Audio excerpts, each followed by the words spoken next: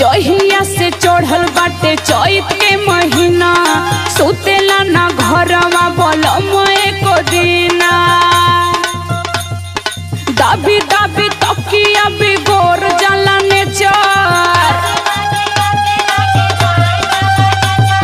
अरे टीवी देखल कर पगली, टीवी मोबाइल में टिकटॉक पर वीडियो बनावल कर टाइम पास हो जाई। देखा थी कुल मेहरारू बनावत थी, हमरे ना आवेला हो। यह खाली तोरे ना वाला। अरे संदीप राज उर्फ राज से सीख ले, वो तो टिकटॉक का स्टार है।